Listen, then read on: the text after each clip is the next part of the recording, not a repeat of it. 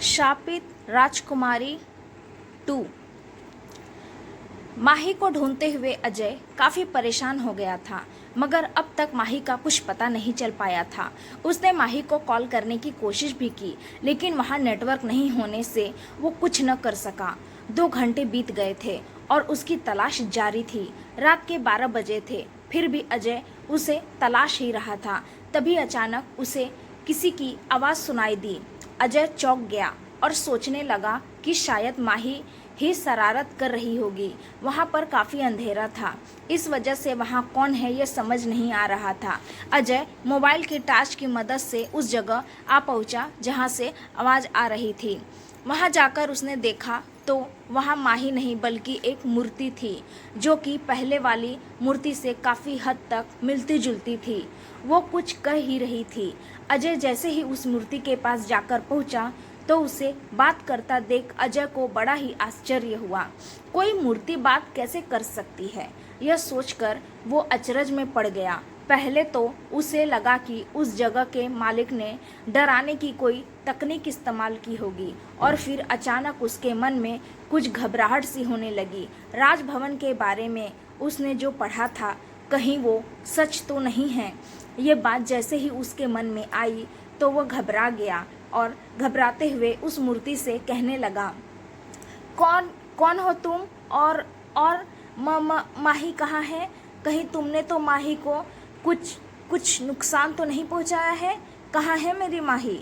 अजय की बातें सुनकर वो मूर्ति रोने लगी और कहने लगी, जो खुद मुसीबत में हो वो किसी और को क्या नुकसान पहुँचा सकता है? मेरा विश्वास करो, मैं तुम्हारी मदद करना चाहती हूँ, मगर तुम हो कौन और किस मुसीबत की बात कर रही हो, और मेरी मदद तुम कैसे करोगी? अजय ने हिम्मत जुटाते हुए कहा, मैं राजकुमारी हेम हूँ। पिछले 700 सालों से यहाँ इस तरह से कैद हूँ, एक मूर्ति बनकर। मूर्ति आगे कहने लगी, मैं नहीं मानता, खैर वो जाने दो और मुझे बताओ कि मेरी माही कहाँ है? क्या किया है तुमने उसके साथ? उस मूर्ति की पूरी बात सुने बगैर ही अजय बोल पड़ा। राजकुमारी हेम की परिस्थिति से अजय को कोई लेना देना नहीं था, उसे तो बस माही की फिक्र थी। अजय की बातें सुनकर मूर्ति बनी राजकुमारी हेम कहने लगी, तुम्हें मानना ही पड़ेगा, नहीं तो तुम्हारी माही को हमेशा हमेशा के लिए खो दोगे तुम, और मैं खुद कैद होकर किसी और को क्या नुकसान करूँगी? मैं कुछ नहीं किया उसके साथ, मेरा यकीन करो, मैं सच में तुम्हारी मदद ही करना चाहती हूँ। क्या सच में तुम मेरी मदद करना चाहती हो? क्या तुम्हें माही के बारे में कुछ पता है, या फिर तुम मुझे भी फंसाना चाहती हो? मैं तुम्हारी बातों का यकीन कैसे करूँ? अजय ने अपनी आशंका जताई। राजकुमारी है, देखो अजय, मेरे पास अभी ज़्यादा वक्त नहीं है समझाने को। मैं तुम्हें बस इतना बता सकती हूँ कि जिस मूर्ति के पास से तुम मेरी तरफ आए हो वही तुम्हारी माही है। तुम्हारी माही भी मेरी तरह मूर्ति बन चुकी है। फ़र्क सिर्फ इतना है कि मैं पिछले 700 सालों से यहाँ कैद हूँ और वो कुछ समय पहले से। क्या माही मूर्ति? मगर कैसे? किसने किया ये सब? राजकुमारी हेम की बातें सुनकर अजय खुद को बड़ा ही असहाय महसूस कर रहा था। उसके पैरों तले जमीन खिसक गई। एक पल के लिए मानो उसके दिमाग ने काम करना बंद कर दिया था। जैसे तैसे खुद को होश संभालते हुए अजय ने उस मूर्ति की बातें समझने की कोशिश की, मगर उसे कुछ समझ नहीं आ रहा था। उस मूर्ति की बातों से अजय एक गहरी सोच में पड़ गया। माही का कुछ पता नहीं चल रहा। मुझे तो लगता है कि वो ज़रूर किसी मुसीबत में है। इस मूर्ति की बातों पर यकीन करने के अलावा अब कोई रास्ता नहीं दिखाई दे रहा। हो सकता है कि ये जो कह रही हो वो सच हो। मन ही मन ऐसा सोचकर वो उस मूर्ति से कहने लगा, चलो मान लेता हूँ कि तुम जो कह रही हो वो सच है, मगर माही को ठीक करने का कोई तो उपाय होगा। क्या तुम्हारी तरह हमेशा के लिए माही भी मूर्ति बनकर रह जाएगी?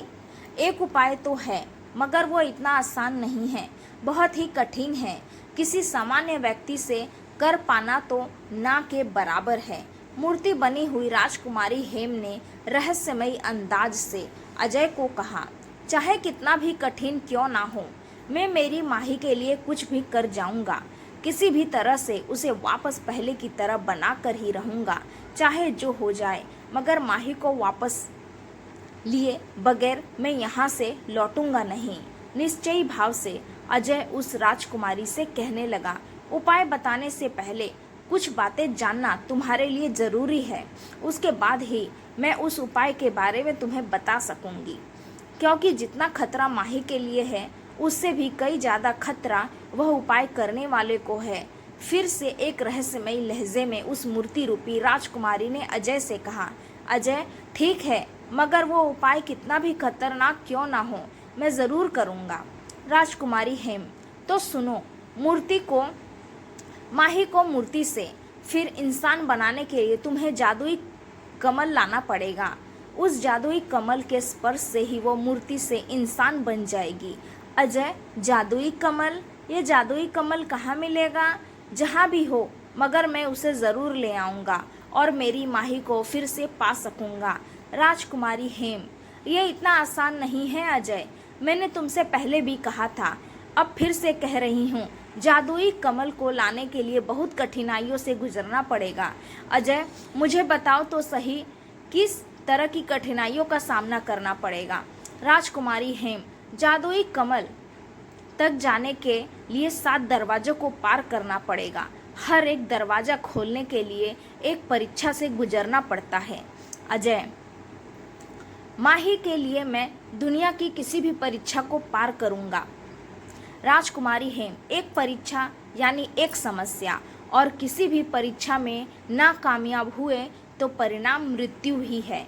इतना ही नहीं, जादुई कमल तोड़ने के बाद आगे के 7 घंटों में उस फूल को तोड़ने वाले इंसान की मृत्यु हो जाती है। कहने का तात्पर्य इतना कि उस फूल की तरफ बढ़ने वाला हर कदम स्वयं को मृत्यु की ओर ले जाता है। उससे आप किसी प्रियजन की जान बचा तो सकते हो, लेकिन उसके लिए आपको अपनी जान की कीमत चुकानी पड़ती है। अजय, अगर मेरी मृत्यु से मेरी माही को जीवन मिलता है तो मुझे मृत्यु का कोई भय नहीं। उसके लिए मैं खुशी खुशी मृत्यु को भी स्वीकार लूँगा। मैं उसे खोकर जीना नहीं चाहता। राजकुमारी हेम, तो जाओ, यहाँ से आगे जाकर तुम्हें एक तस्वीर दिखाई देगी, उसे हटाओ। उस तस्वीर को हटाने के बाद तुम्हें वहाँ एक सुरंग दिखाई देगा, जो कि एक गुप्त सुरंग है। वो तुम्हें स्वप्न महल में ले जाएगी। जादुई कमल स्वप्न महल के बीचों बीच है। उस तक पहुँचने को तुम्हें 7 दरवाजे को पार करना पड़ेगा, और जादुई कमल तक पहुँचाने वाले वो 7 दरवाजे भी तुम्हारे सामने ही होंगे। अजय, ठीक है। राजकुमारी हेम, और एक बात का ध्यान रखना, इस काम को पूरा करने के लिए तुम्हारे पास सिर्फ 7 दिन का ही वक्त होगा। इन 7 दिनों में अगर वो जादुई कमल लाने में तुम असफल रहे तो माही हमेशा हमेशा के लिए मूर्ति बनकर रह जाएगी। मूर्ति बनी उस राजकुमारी हेम के बताए रास्ते पर अजय चलने लगा। उसने मन में यही ख्याल था कि उसकी वजह से माही मुसीबत में थी। अब किसी भी तरह उसे माही की जान बचानी थी। इसके लिए अगर उसकी जान भी चली जाए तो उसे कोई गम नहीं था। चलते चलते उसे कुछ पुरानी यादें आने लगी। माही और अजय बचपन से ही बहुत अच्छे दोस्त थे। जैसे जैसे वो बड़े होते गए वैसे अजय माही से प्यार करने लगा, लेकिन माही उसे सिर्फ अच्छा दोस्त समझती थी। उसे तो अपनी स्क्रिप्ट राइटर बनने के सपने से ज़्यादा प्यार था। अपना सपना पूरा किए बगैर उसे शादी नहीं करनी थी। माही के पापा बहुत बड़े बिजनेसमैन थे। अजय के पापा और वो काफ़ी अच्छे दोस्त भी थे। दोनों ने किसी बिजनेस डील के तहत अजय और माही की शादी कराने का फैसला किया। अजय इस फैसले से खुश था क्योंकि वो माही से प्यार करता था, मगर माही को यह मंजूर नहीं था कि वो अपना सपना पूरा किए बगैर शादी करे। माही ने अपने मन की बात बेझिझक होकर अजय के सामने रख दी। अजय उसकी बात टाल नहीं सका, इसीलिए उसने अपने पापा से बात की और कहा कि वो अभी शादी नहीं करना चाहता। माही ने भी शादी से इनकार करते हुए अपने पापा से कहा कि वो शादी तभी करेगी जब उसका सपना पूरा हो जाएगा। माही के पापा ने उसकी एक बात नहीं सुनी। अजय के पापा भी विनय अजय की बात सुनना नहीं चाहते थे। अजय और माही ने बहुत कोशिश की उन दोनों को मनाने की, अपनी बात मनवाने की, मगर दोनों ही अपनी अपनी कोशिशों में असफल रहे। फिर दोनों ने मिलकर वहां से भाग जाने का तय किया। अजय अपनी ही होने वाली दुल्हन जिसे वो प्यार करता था उसे अपनी ही शादी से दूर लेकर जा रहा था, क्योंकि वो प्यार से पहले दोस्ती का रिश्ता निभाना और माही को खुश देखना चाहता था। फिर कहीं पकड़े न जाए इस डर से उन्होंने राजभवन का सहारा लिया। सहारा ले तो लिया, मगर इस वजह से माही मुसीबत में पड़ गई। इतना सब करने के बावजूद अजय अपनी दोस्त माही को उसकी मंजिल नहीं दिला पाया था। इसका उसे दुख था। साथ ही साथ माही को फिर से इंसान के रूप में लाने की उसने ठान ली थी। इन्हीं बातों को सोचते हुए अजय आगे चलता गया। राजकुमारी हेम ने जो जानकारी दी थी उसके अनुसार वो उस तस्वीर तक पहुंच गया। उसने उस तस्वीर को हटा दिया। उस तस्वीर के वहां से हटते ही सामने एक सुरंग दिखाई दी। अजय ने उस सुरंग में प्रवेश कर लिया। वहां चारों ओर अंधेरा ही अंधेरा था। उस अंधेरे में कुछ भी दिखाई नहीं दे रहा था। उसके मन में थोड़ा डर था, मगर काफ़ी हिम्मत भी थी। माही को फिर से पाने की जिद भी थी। क्या यह सुरंग मुझे मेरे माही से फिर से जोड़ देगी या हमेशा हमेशा के लिए मुझे उससे जुदा कर देगी? यही सोचते हुए अजय आगे बढ़ता गया। अंधेरी सुरंग से आगे बढ़ते पर अजय को थोड़ी सी रोशनी दिखने लगी।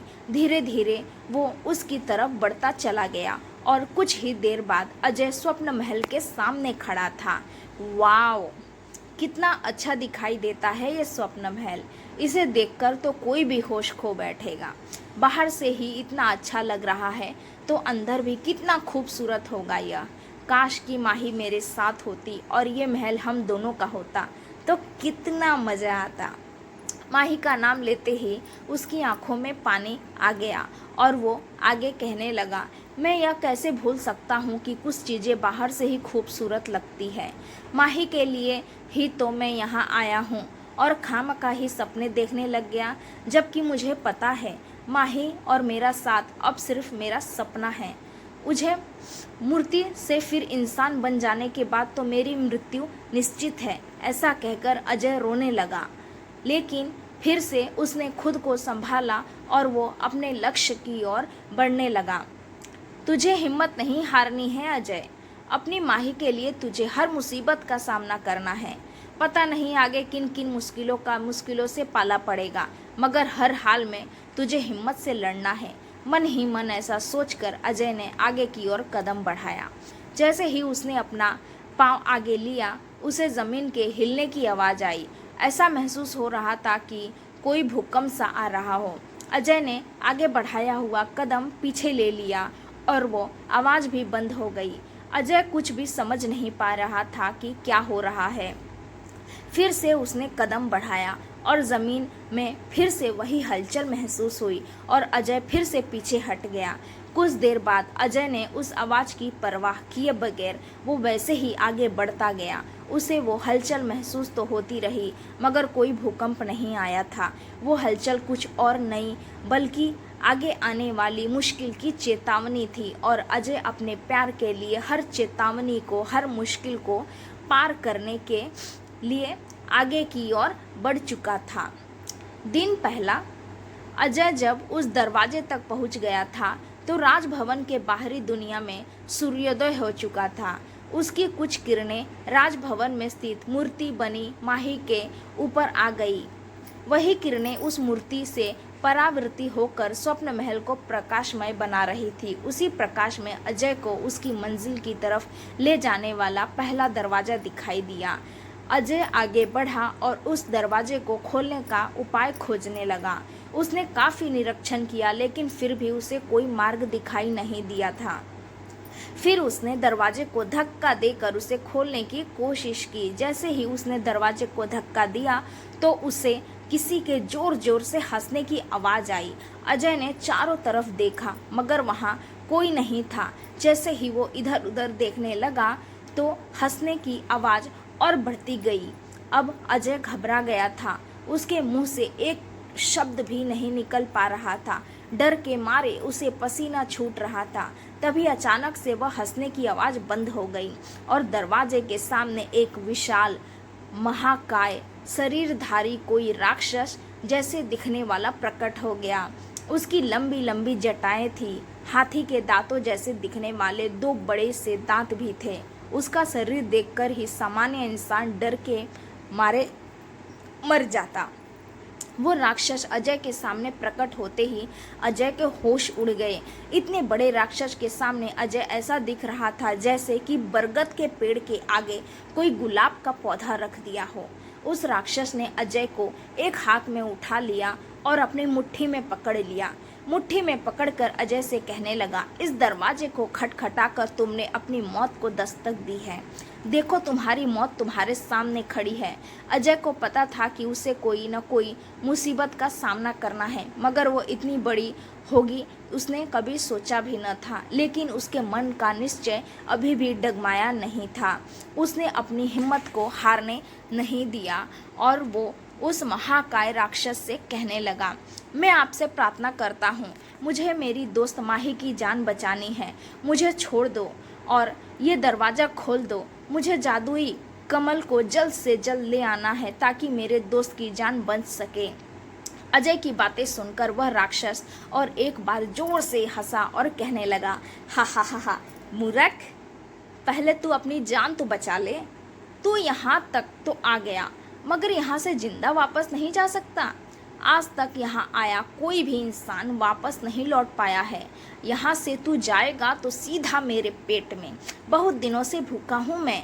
आज जाकर मुझे मेरा स्वादिष्ट भोजन खाने का अवसर प्राप्त होगा। मुझे खाकर तुम्हारी भूख कहाँ मिटेगी। फिर भी अगर तुम मुझे खाना चाहते हो तो ठीक है, मैं तैयार हूँ, मगर मुझे खाने से पहले मेरी एक इच्छा पूरी कर दो। मरने वाले की आखिरी इच्छा, पहली और आखिरी इच्छा पूरी कर दो। थोड़ी चतुराई से अजय ने उस राक्षस से कहा, हा हा हा, आखिरी इच्छा? आज पहली बार किसी ने मेरे साथ इस तरह की बात की है। तुम्हारी बात सुनकर तो और भी हंसी आ रही है। हा हा हा, बताओ क्या इच्छा है तुम्हारी? जरा मैं भी तो सुनूं कि मरने से पहले तुम क्या चाहते हो। मरने से पहले एक बार मैं तुम्हारी जटाओं में झूला झूलना चाहता हूँ। अजय ने रहस्यमयी अंदाज में राक्षस के आगे अपनी आखिरी इच्छा व्यक्त की। अजय की इच्छा सुनने के बाद राक्षस फिर से हंस पड़ा और कहने लगा, अरे नादान बालक, मांगा ही था तो अपनी जान की सलामती के लिए कुछ मांगा होता, मगर तुमने तो बहुत ही बचकाने इच्छा जाहिर की। तुम्हारी इस इच्छा को पूरा कर देता हूँ, इससे मेरा भी खूब मनोरंजन हो जाएगा। अजय की इस बचकानी बातों से राक्षस उसे बेवकूफ़ और नासमझ समझ बैठा था। उसे इस बात का कोई अंदाज़ा नहीं था कि अजय की इस इच्छा के पीछे कोई वजह भी थी। दोस्तों, क्या आप बता सकते हैं कि अजय ने यही इच्छा क्यों मांगी? जल्दी से अपने जवाब कमेंट में दीजिए। कल हम देखेंगे कि आपका जवाब सही है या नहीं। दोस्तों, उम्मीद करती हूँ आपको कहानी पसंद आई होगी। कहानी पसंद आई है तो वीडियो को लाइक करें, शेयर करें अपने दोस्तों के साथ, और चैनल पर नए हैं तो चैनल को सब्सक्राइब करें और नोटिफिकेशन बेल को भी ज़रूर दबाएँ ताकि अगली अपडेट सबसे पहले आपको मिले। मिलते हैं अगले वीडियो में, तब तक के लिए धन्यवाद।